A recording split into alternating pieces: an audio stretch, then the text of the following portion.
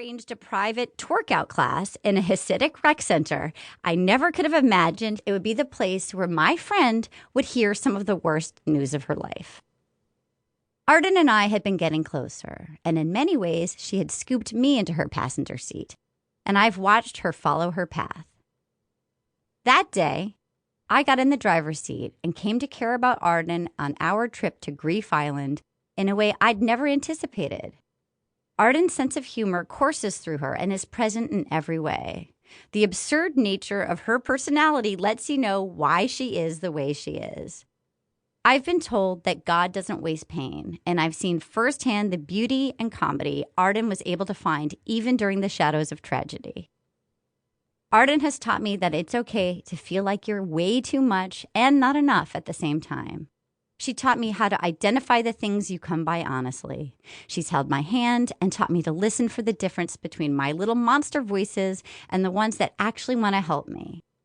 She showed me how to turn my damage into superpowers and take the control back from the unproductive things.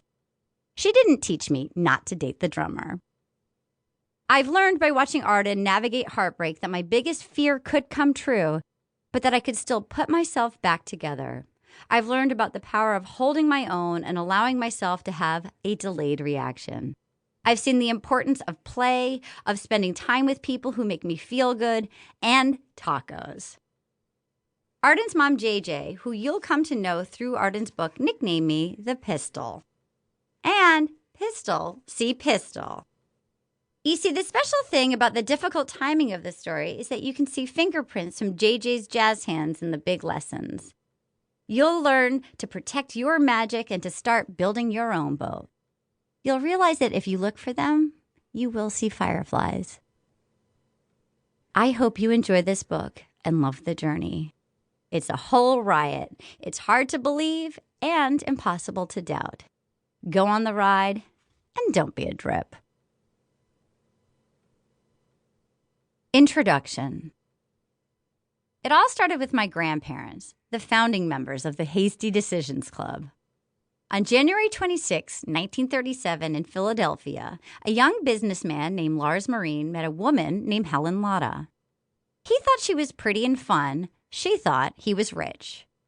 One day later, they got married in Elkton, Maryland, because he didn't need a blood test to get hitched to Maryland.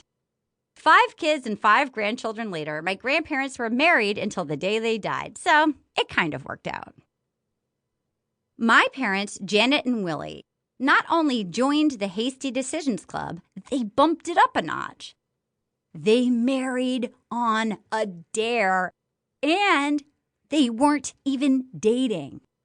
It's as if some Rubenesque, non-musical Keith Richards decided to play marital chicken with Doris Day with one too many rosés in her. Willie Myrin met Janet Olson when they were co-workers on Wall Street. Willie was a party boy. Think John Belushi, but not as healthy.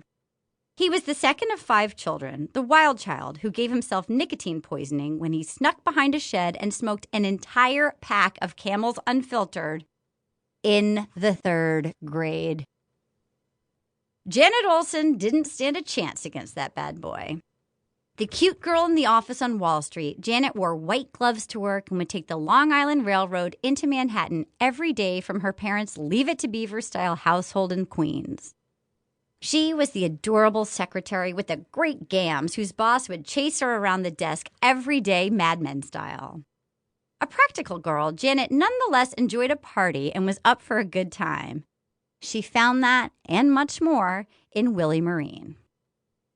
The dare came about one night when Janet and Willie were having a few too many cocktails with coworkers after a day at the office, and were trying to figure out how to wrangle the maximum amount of vacation time out of their employer.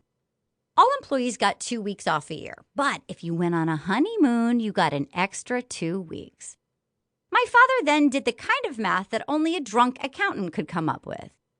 He offered to marry my mom so they could get the full 4-week vacation. He would pay for them to go to South America for a month, and then they would come back to the States and get the marriage annulled. Keep in mind, they had never even kissed or been on a date with each other. Double dog dare. I am not surprised that my dad got married on a dare, but I am totally